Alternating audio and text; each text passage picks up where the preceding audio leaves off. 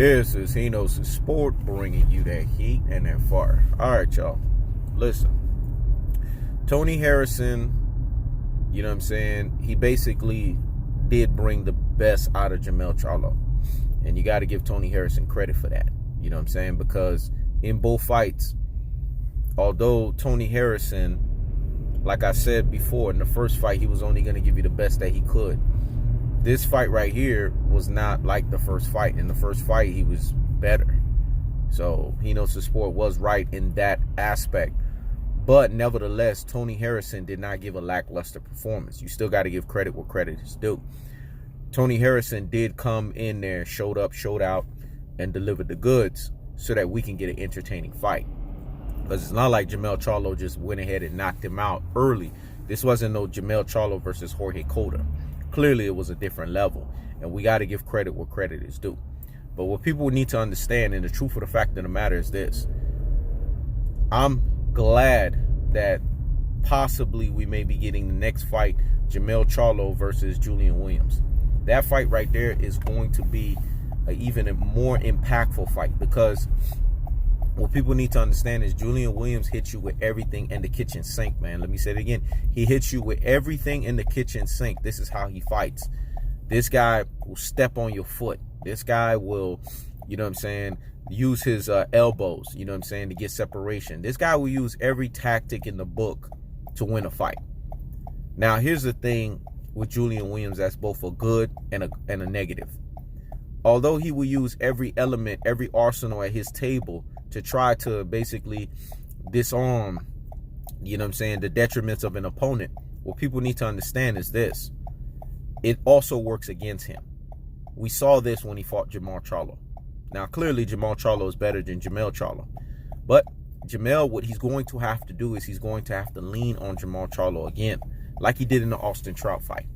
Because if your brother already fought the person and he had success and he did some things in the ring that clearly you as the other brother have the ability, maybe not to the same level or the same vernacular as a Jermell Charlo, but close enough, you can do those things, then you're going to need to make sure that you lean on your brother so that he can give you the advice. What beat Julian Williams is the fact that Julian Williams, like I said, his pro is also his con. He throws everything but the kitchen sink at you. In doing that, that leaves you vulnerable, because if you're throwing everything, that means at that moment that you're throwing everything, you're not in a defensive position. This means you're in a front foot. You're not in a back foot. So what Jermell needs to do, like the Viper that he is, that strikes with a 99.9% accuracy rate like a Black Mamba, he's going to have to come in there and he's going to have to strike in a very detrimental fashion. He's going to have to make sure that, you know what I'm saying, he positions himself to hit what we call Julian Williams with everything, man. I mean, he's going to have to make sure every hit counts. He's going to have to make sure everything matters for something, because what people need to understand when we're talking about the square circle here and we're talking about boxing, we have to look at the fundamentals. We have to look at the phonetics. We have to look at everything that is associated with the sport. And Jermell Charlo has the goods to disarm the detriments of a Julian Williams. He just needs to make sure in this fight he's a lot more cleaner, he's a lot more disciplined, and he definitely even more so puts the pressure on the neck of stepping it up and basically sticking to the script of the game plan. Because the game plan worked against Tony Harrison. Now he's going to have to ramp it up. There's not going to be none of this, none of that. That's not going to work on Julian Williams. What's going to work on Julian Williams is what you do in the ring. Jermell Charlo, I keep telling everybody, the Charlo brothers, they don't only run their mouths, they back it up. Maul's more quiet than Mel. It is what it is. That's just their personality. But they both are hardworking. They have a high degree of work ethic, and they bring it to the table. But if Mel's going to want to win this fight, he's going to have to fight his best performance ever. I just have to keep it real, because the type of animal that Julian Williams is and what he brings to the table, there's a grown man that's coming at you, dog. So you're going to have to come at a grown man with grown man activity, man. Let me say it again. It's a grown man that's coming at you. So you're going to have to come at a grown man with grown man activity. This fight right here is going to be a very, very close fight.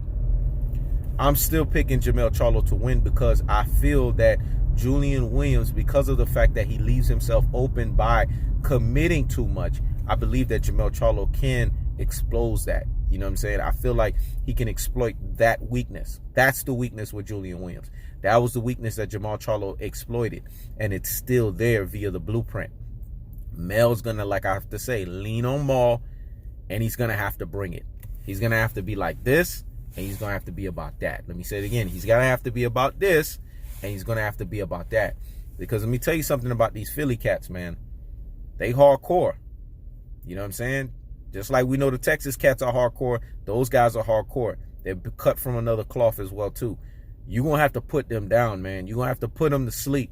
Because it's not like they just going to roll over and just let you beat them up. It's not going to happen like that. It's not going to be that kind of fight like it was with him and Tony Harrison, where they were doing all this jarring back and forth. Julian Williams is going to sit there and look at this guy in the face, and he's going to test his damn temperature. And what he's going to see with Jermell Charlo is that temperature has been tested and is gone through the fire, a la both fights against Tony Harrison. And what's going to help Jermell Charlo in this fight is Jermell Charlo's been the more active fighter. Julian Williams should have been making sure his ass was in the ring more. You know what I'm saying? I feel like he's been a bit comfortable, and that could work against him. Because at least you should have had a tune-up fight, or at least you would have had been more busy. Just now, you know what I'm saying, going through all of this time that you've won the belt, and then you're going to go into a fight with Jermell Charlo, that can be detrimental. So what's going to boil in the favor of Jermell Charlo is activity, and the fact that Jermell Charlo, like I said, he can disarm the detriments of making sure that when Julian Williams overcommits, he capitalizes.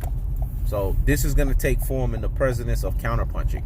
He's going to have to make sure his counterpunching is on point, so that when he strikes with a 99.9% accuracy rate. This is how you're going to beat Julian Williams. Otherwise, man, Mel going to be in for it if he don't come to bring it. I'm telling you that right now. Because Julian Williams, the fact that he made Jerry Hurt quit mentally and psychologically the way that he did, that means Julian Williams is cut from a different cloth, and he needs to get the respect that he deserves. This is He Knows the Sport. Checking out.